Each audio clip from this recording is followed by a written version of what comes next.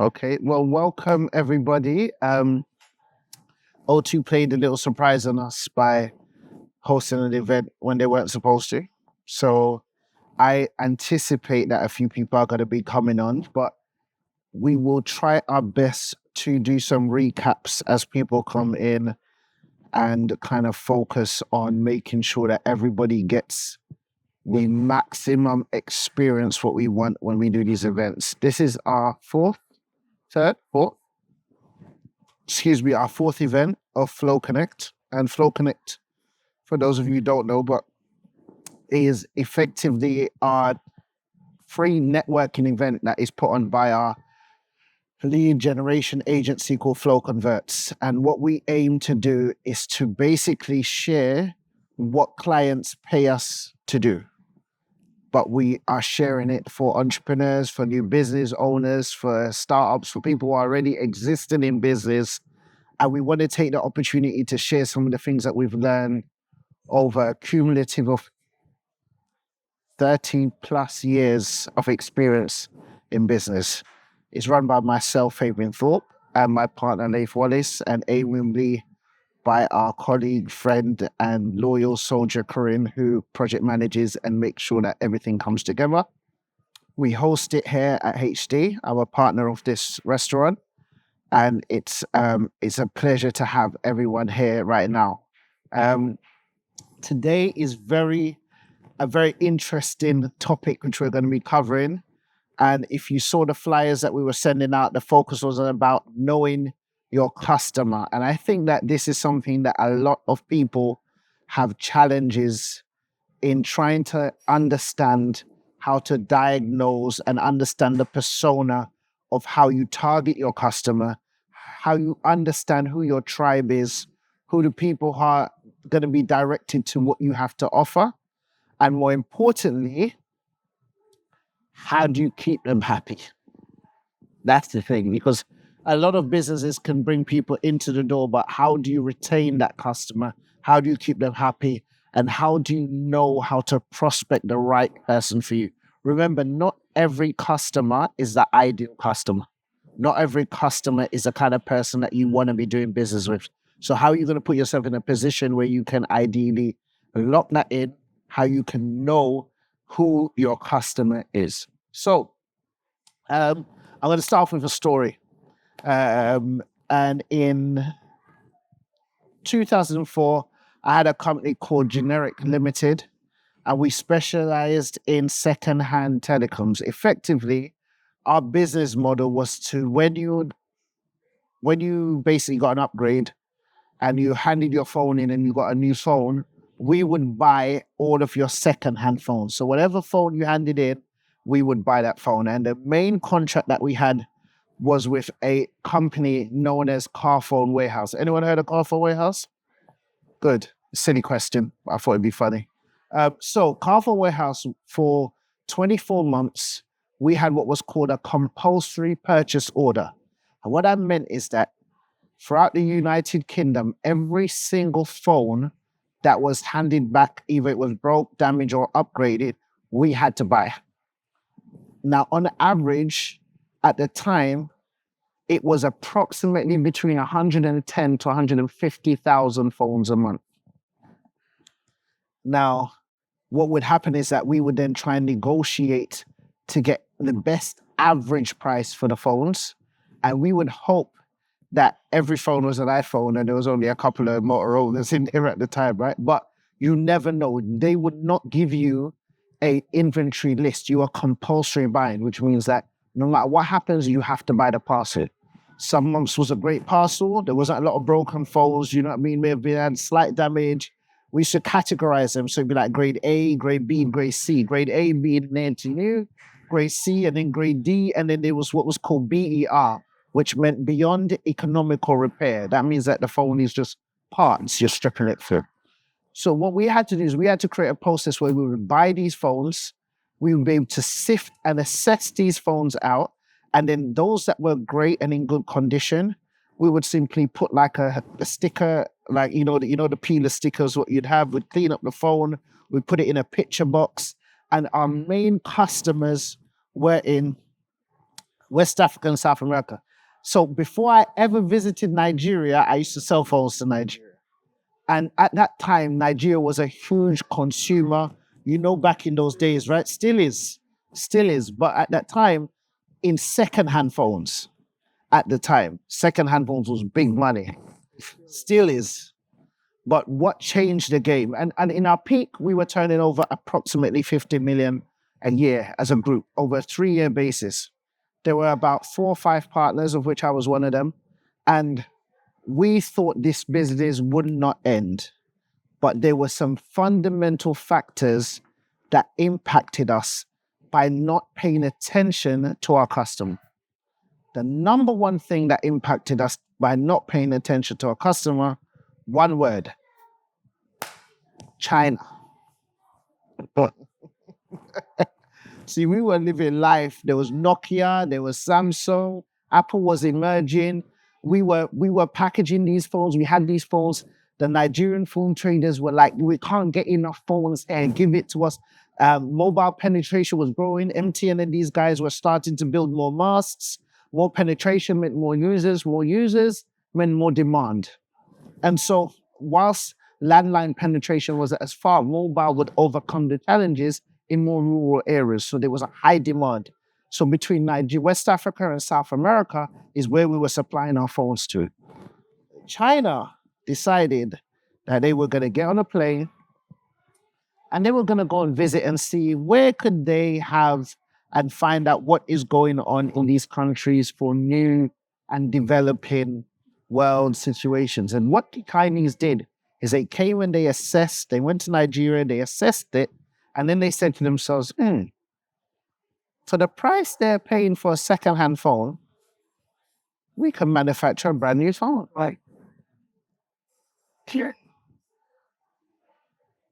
And this is an ideal market for it.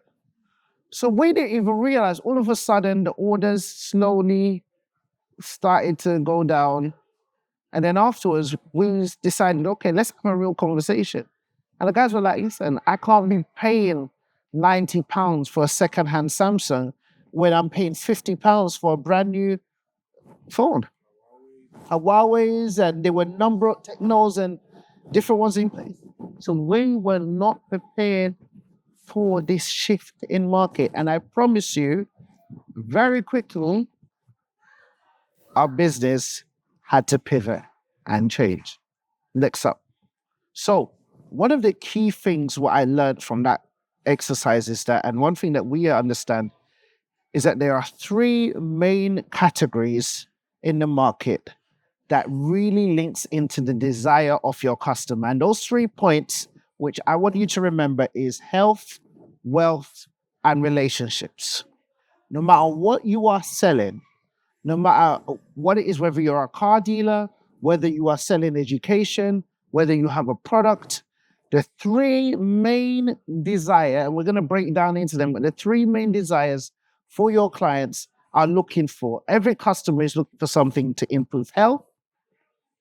It's going to either improve my wealth or it's going to improve relationships. Now, give me an example. How does these principles work with a company like Apple? You all are not just going to sit down. You're going to use your voices and talk. So we're going to use Apple as an example. How do these categories work in relation to Apple? What's the relationship with? It's easy to keep contact. But there's loads of phones. Why specifically Apple though? So it's so right. The help is not connectivity. Okay, you're going to say about with all 3. So you can see a touch point in health by tracking and so on like that. You can see a touch point in wealth. Yeah, absolutely. So why wealth? Well, because Apple made the one app store. Yeah. And the app store, I could make. Yeah. Apple got in trouble recently about that, right? So the US is suing them. The government is suing them because they say they monopolize the app store. In other words, you've created a store which is preferential to your product when it's supposed to be open source, it's supposed to be openly available. no sustainable well. So what I can after versus one year, maybe let's all stay focusing in that thing. But there you go. Or use particular caliber to have it. What happens to people who pull out Samsungs in front of Apple? Look at you, even Corinne actually just burst out laughing at people who've been doing so. Yes, that is the reaction. What Apple want you to have. Like you pull out a phone and it's not Apple. Everyone's like all of a sudden, okay, let's FaceTime. I don't have an app. Okay, bye. What's up? Those, especially in Africa, it's in the West. They aren't right. And you know why Apple? You know why Apple's cheeky though? Because if you use WhatsApp video and use FaceTime, it's two different qualities, isn't it? Right? The sound, the visuals, they know what they're doing, right? So that's an example from free social. But every single brand hits on these specific desires. And Leif picked this gift. He's so silly, right? But these are really the top desires, what we find and we research, that brands, when they're really trying to identify their customers, they're reaching out to these things. Money, cash, money, money. They're trying to instill the desire that you will gain more money by working with my brand. Now, the gentleman here, he's a purveyor of clothing. He's a tailor. When you dress someone, and we had this conversation, what is the feeling that you want them to have when they wear your clothing? It's so the thing what I've realized over the years, it's two things. Yes, when they first put it on, when they're trying it, why they get to the pet. I'm going to use an example now, just to make it very easy, right? So my first trip to Ghana, I'm going and I'm saying, I need traditional clothing. I'm going to take some traditional clothing with me. So as I'm taking traditional clothing with me, I then link up with Oya and I'm like, listen, I need some different kinds of clothes because I don't know, I need it to be impactful. I'm going to events and so on. He says, do you trust her? This is a conversation we had, right? I said, I trust you. And he said, okay, just leave it to me. He took my measurements. That was it. I didn't pick color of cloth. I didn't pick design. I didn't pick anything. This guy then invites me to his home, and it was my brother and I at the time, and he just says, I'm going to show you, I'm going to take you on a journey. The clothes he started to show me that was made for me, I instantly felt like my chest increased. I lost weight. I felt chiseled. My back was out. I was walking around like this in the mirror. I was going like this. I was like, who can talk to me? We had one event, right? And he made me this velvet outfit. It was black, velvet front and back, and bejeweled like Swarovski crystals motif on the front of it. I kid you not, my brother. I walked into that event. People were confused. So all of a sudden, the way I was standing, the way I was talking, the way I was carrying myself gave me a different level of confidence. You know when ladies, come on, let me pick on the ladies now. You know when you look cute in an outfit and you fully know it's cute. Like no one has to tell you. You are feeling yourself. The pictures are 100, snaps are good. To find that one picture, you've taken 50 pictures because you know it's cute. And what will happen is that your friends and so on will not just tell you it's cute because of the outfit. It's how it makes you feel that comes across in the picture. Like someone will be like, wow, you look nice. And then you say to yourself, I wore it a month ago. No one said I look nice. You want to feel yourself a month ago. This day now, the hair, the eyelash, the nail, everything connect together. And now all of a sudden you're like, I feel great. And that confidence exudes out. Now everybody, no matter what it is you're doing, no matter what it is you're selling, you're trying to bring that out of people. And as we go through the list, money, yes, for one. 2, sex sells. Let's not get it twisted. Desirability. And when we talk about sex, we're not just talking about the action, we're talking about everything that surrounds it, sexuality. So feeling fine, feeling good. I love Christmas time when it comes to perfume ads on TV. That is the ultimate myth that I'm going to buy this. And all of a sudden, I'm going to walk into a restaurant like this, and everybody's going to turn and be like, oh my gosh, this is because of this scent that you're selling. Or some of the women's scents you see, Eva Longoria, or these actresses, they're flying in the air on wings, and then they go and walk on water, all because of a perfume. That's true. We'll go about it. You spent £3 million to sell a perfume. But do you know why these fragrances, these brands do this?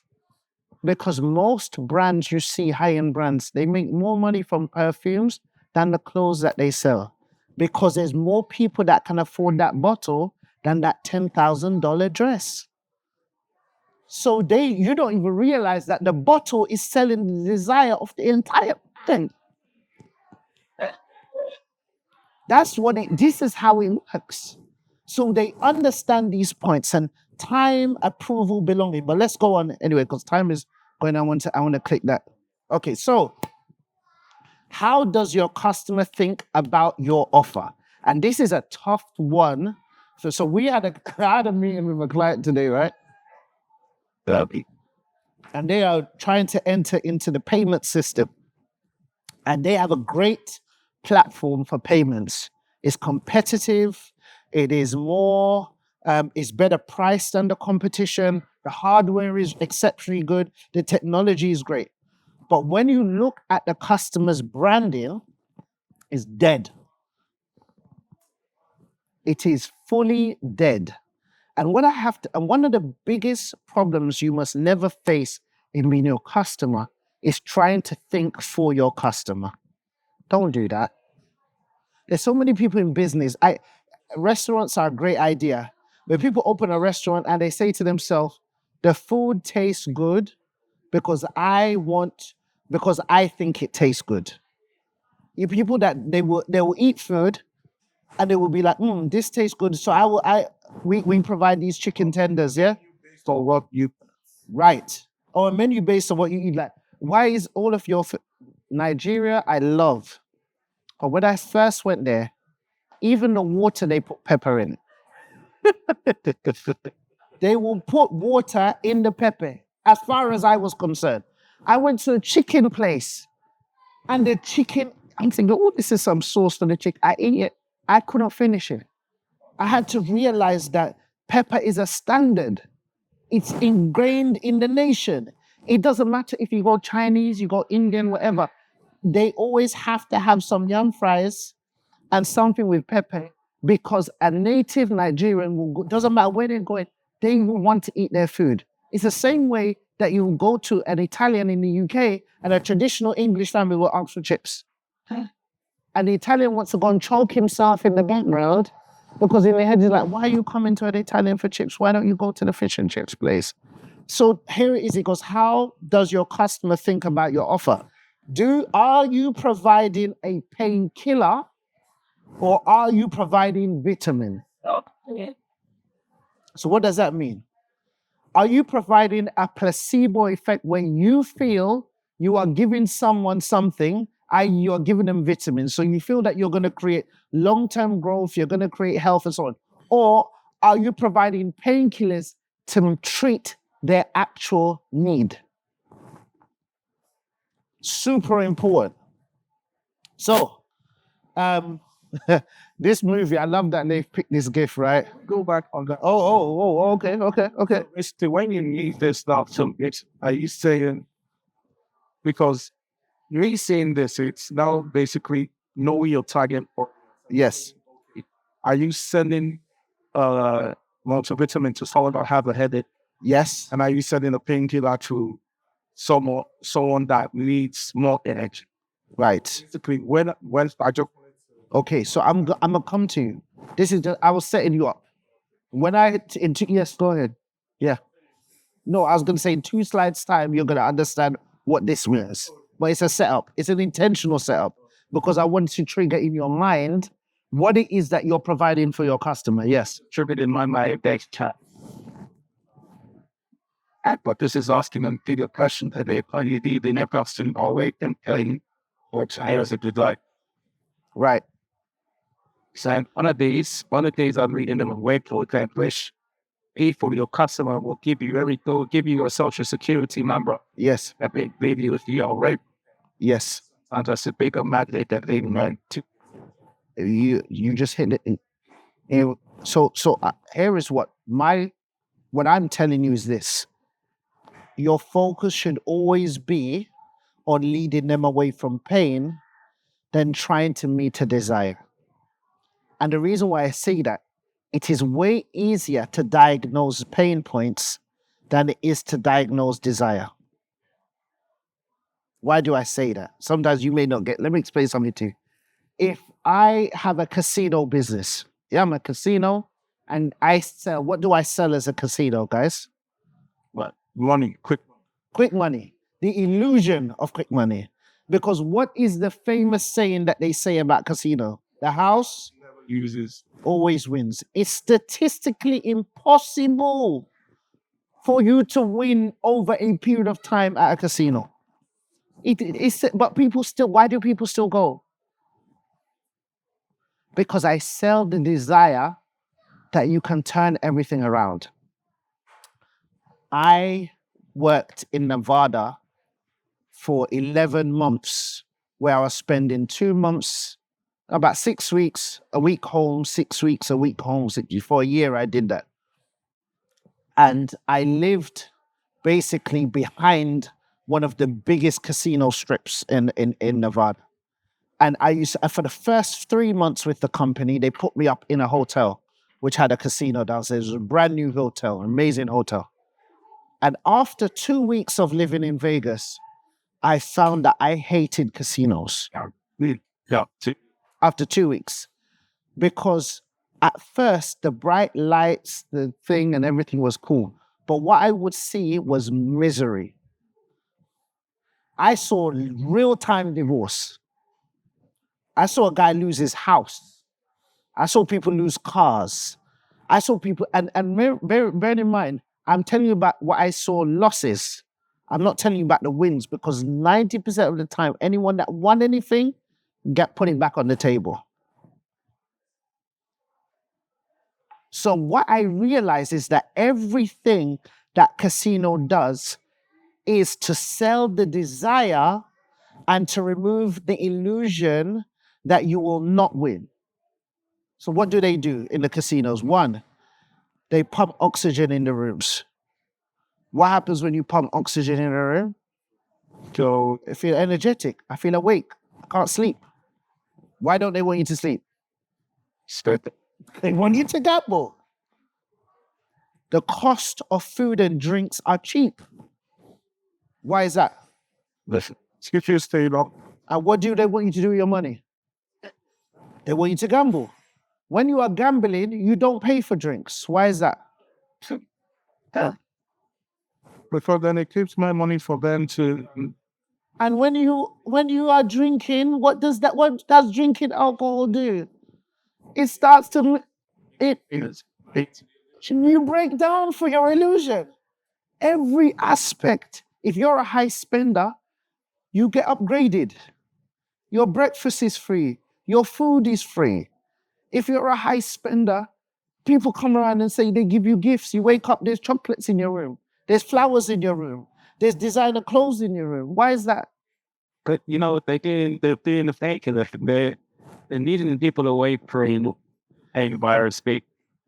Correct. Okay. So they're finding the illusion of the bit. Right. But then the painkiller speak. So I tell you what, the casinos are so different. They understand that if they keep you, they pre-calculate that based on a specific period of time and what you are investing in, i.e. what you are doing, and how much money you spend, they already pre-calculate how much profit they're going to make.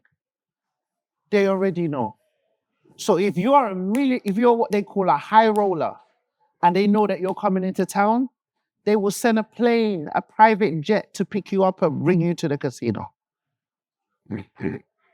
You will pre-send £2 million to the cage of the casino. The jet is going to be there waiting for you.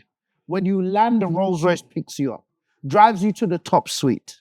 Whatever your heart's desires, Sodom and Gomorrah in real life. they will provide in order for you to do that. Next up. Okay, so when you know your customer deeply can create an irresistible offer. Now, the offer that Michael Corleone and his father was talking about there was a very different kind of offer, and it resulted in a man finding his own horse's head in his bed. If you've seen Godfather, you'll remember the story very well. And basically, it's an extreme term, but a very important point that the mafia used extreme intimidation masked as offers to people. Next up. So, marketing failures. What can we learn from not knowing your customer? Next up. So, in my own business and the takeaways which I didn't take into consideration, especially talking about generic and when we're selling the phones, there are 3 key points that I want to touch on right here. 1, market share. I did not concentrate in my research to try and understand what kind of market share was it that I was trying to take over. So many times people go into business and they have no clue of what you're offering is a representation on the market you're going to be in. If you're in the hair business, you need to spend time to understand how much hair is transacted in the UK and where do you present yourself in that business. Whether you are selling education, whether you're a tailor, no matter what your space is, how do you understand market share? The other key point for me was price point. I was looking specifically in relation to my pricing because of how much my customer was paying. But I did not pay attention as to when other market influences were coming into place. And last but not least, logistics, the cost of moving goods. These are examples that pertain to my business. So the number 1 player in the market at that time for moving product was DHL. DHL decided that they wanted to, you could deliver almost to door with DHL in Nigeria and not a lot of other providers, even FedEx and so, they didn't have the on-ground capability in order to do so. But many a times for us in our business, we've won or lost by the cost of freight, not the cost of product. That's why Amazon is such a powerful company. It's not because of all the product they have. It's because logistically, they are integrated everywhere. They don't even have Amazon trucks. They hire you and you are their trucks. They don't have to deal with depreciation. People drive their own cars, deliver the packages. They're fully integrated logistics system. Amazon actually scares me sometimes because I can press that button and then even within hours, that thing appears at my door. Where is it stored? How can it get so close to me? These are things that so many times people go into business and they don't take into consideration before they actually enter into the market. Next up. So let's give you some examples of some real interesting campaign ideas. Who remembers this or knows what this represents? So it was the BudLight thing. So these trans influencer, and what's the name called it? Dylan Mulvaney. So basically, BudLight sent him some drinks, and then right wing of America go against the whole trans movement and all of that. Got really, they got seriously upset. So BudLight, the right working class blue collar man's drink beer. I finished working. I'm a trucker. I've trucked for ages. I now need to get some rest. I'm going to drink my BudLight while I watch the match. And I turn on to BudLight on my Instagram page and I see a trans man promoting the product. What's the problem there? I don't identify with that. I don't identify with that person. Does this trans influencer represent people who drink BudLight? Yeah. No. No. So what happens now when you misrepresent your tribe or your community? Well, this is Kid Rock. That's Kid Rock. And what's Kid Rock doing? He's taking his machine gun And he is shooting the living daylights out of Bud Light. Is that a statement? Oh, You're killing the brand effectively. Or in other words, this brand is dead to me. Next up. Next, who remembers this Pepsi ad? This was around the height of Black Lives Matters. And Pepsi decide that they're going to do an ad with Kendall Jenner in it. And whilst they are basically reenacting a Black Lives Matters protest, at the end of it, Pepsi solves all problems. And the police and them drink Pepsi, and all of a sudden, George Floyd, Black Lives Matter, racism no matter, because if you buy Pepsi, racism will be solved. And then what you saw were people posting pictures of Malcolm X, Martin Luther King, saying, really, this is what you believe Pepsi represents. Hard. Hard hitting. So, how do you start? One of the main things that we've embraced at Flow Converts is artificial intelligence. One thing I say to people is that some people sit in fear of AI. I say you have to embrace AI as a tool to get you to complete what it is that you want to do.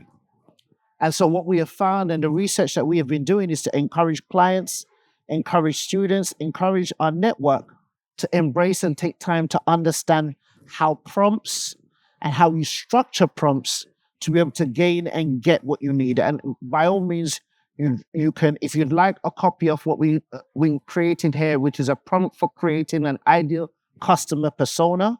And what we call by customer persona or avatar is basically a description of who is your ideal customer.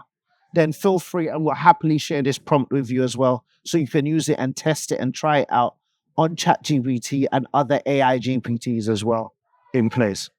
But as we move forward, we also realize here that we can find our ideal customers once we understand the persona by the various social media platforms that are out there, whether it be using Facebook, creating Facebook groups, LinkedIn groups. What we want to encourage you to do is create a space where your community can come together. So, for example, if I am a tailor and I make sumptuous and amazing clothes, one of the best ways for me to get people to interact are the guys I know that love clothes. I would showcase them and tag them in my newly created group. I'll say to a few of my customers, listen, there's this amazing picture of you. I want to use it as a user case in my group. And I would use them as lead magnets for other people to now join the group to say, wow, I really wouldn't mind a new native, or I know that I'm getting married soon and I want to know how to get this piece in place, or I really like a new suit. And now I'm bringing people who are like-minded, congregating to talk and speak with each other. One of the key things which is super important is that, and I find this in music as well. There was a guy I saw on social media. I think he was one of the creative leads for behind Beyonce's brand.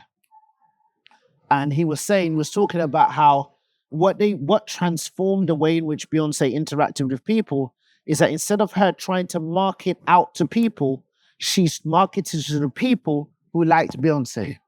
So in other words, she started to create content for what they call the beehive. So when Beyonce creates content, she's not trying to sell to you. She's selling to her beehive. But as her beehive grow, you become a byproduct of receiving that. Have you heard of an artist called Ryan Leslie? Yeah?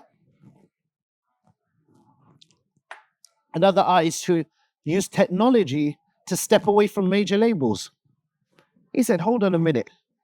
If I have 100,000 fans who support my music, whereas in a label may be promoting me to 1 million and taking at least 50% of my profits, I can take my same 100,000, and if I can engage 50,000 of them and I get them to purchase an album from me every 6 months,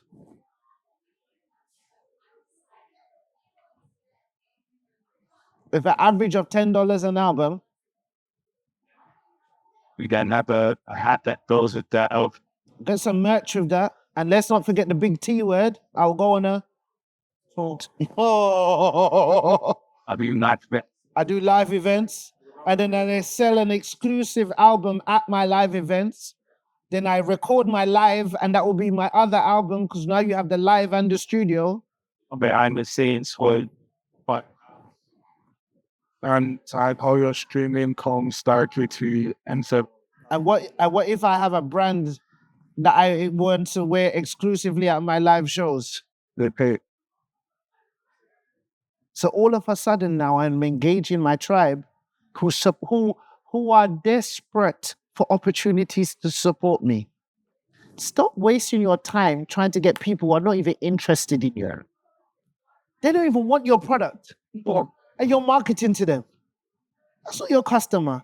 I saw the head of Louis Vuitton, and it's on YouTube. You must watch this Bernard Arnault interview at the Oxford Union. I'm telling everyone to watch that. This is head of the largest and most powerful brand in the world, the LVMH group. So you're just well. He's right now the richest man in the world. And he sat down and he said, and they were saying to him, they said, how about your expansion? Like, how do you plan on expand? He says, for us at Louis Vuitton is very different. We do not, some people create products for the market and for their customers. We create ideas. Every 10 idea, one works. Yeah. Are you hearing what I'm saying? So he don't create stuff what his customers want. He invents style. Sorry, I don't. He's an inventor. He distributes the inventions through his brands. Let me tell you how powerful LVMH is. There was a time when I love a brand, it was called Burberry, right? Do you remember this time? I supported his brand for nearly 12 months to the extent where the head office called me in. It was very embarrassing. Yeah?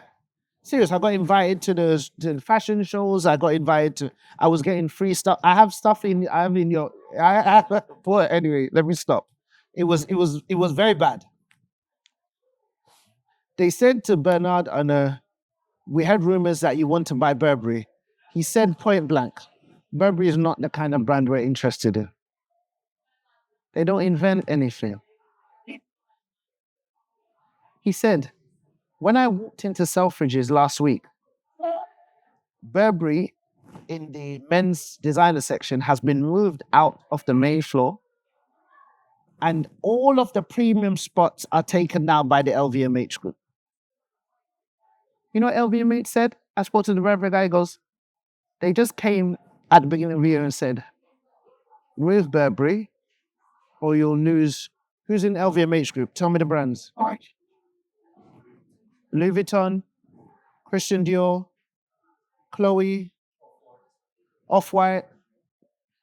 These are so they basically said, we'll remove half of your floor if you don't give us the space we want. How? And then we learned all those people you named except Off-Whites never run sales. No sales. Ever seen a Louis Vuitton sale? No. Never. Nothing, never, no need to. Because he sells to the market which wants him. He doesn't create for anything else. When he wants to appropriate culture, he gave Mr. Off-White, what was his man? Virgil. He saw the change. All of the brands realized, I'm going to finish now, all of the brands realized that streetwear was selling. Nobody was wearing any straight cut tailored clothes anymore. Have you noticed? All of the brands then started to do bomber jackets, tracksuits, hoodies, short sets, everything in place. Virgil was the leader in that. They saw Off-White, they brought him in place. What happened next? Every other brand, including Burberry, started to do the same. So how are you going to lead and how are you going to recognize your customers? Let me finish right now. So last slide.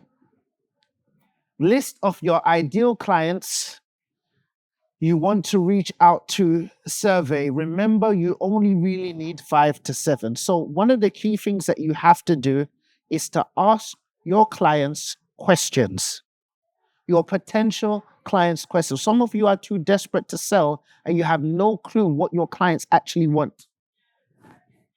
Survey them, question them. You like hair?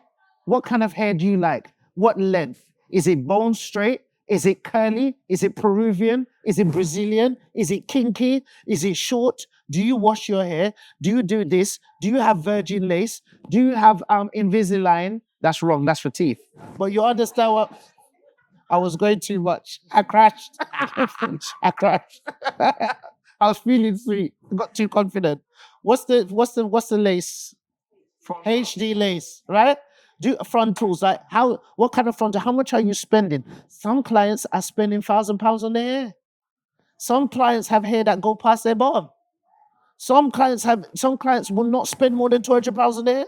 Some clients will not spend more than £50 on it. Who is it that you are selling to? You have to ask questions and know your products. Customer research, yes. And then let me tell you something. You see this spreadsheet here? This is the most powerful tool that you will have in your arsenal to deal with anyone. Is customers that you own your data. I tell people all these influencers are super happy with their 1 million followers here. This happens. When Facebook change the algorithm, do you know what influencers do? They cry. They bawl. Because you don't own it. Right. I've brought a big following on TikTok. One particular some stories I've been telling. Recently, TikTok decided to just mute my whole thing. The serious that they get things to tick. They muted it. One by one, it's just like YouTube all about like in 10 years, they're not there for years. They just decided to just mute you. And then for videos are missing, videos are muted. And I'm like, I've got to start doing this. And that's what I can go about. It's so hard to get in contact with them. Let's say, but someone got picked up in my life saying, young people need to mentor young people. For some reason, they saw that's a violation. And they kicked it off. And now, you see what you're saying? It's bringing tears because it's like, it's that. It's the email. So one thing I would say to you, any content you put out on social media should be a call to action to get the contacts of whoever it is that you're speaking to. Any content you put out must be a call to action to get people's details, because you are renting space on a platform you do not own. And bearing in mind, they're monetizing you. So they're monetizing you. You're renting space on a platform you don't own. But Laith is going to tell you more. Thank you very much. Get ready for 5-minute break and part 2. Thank you.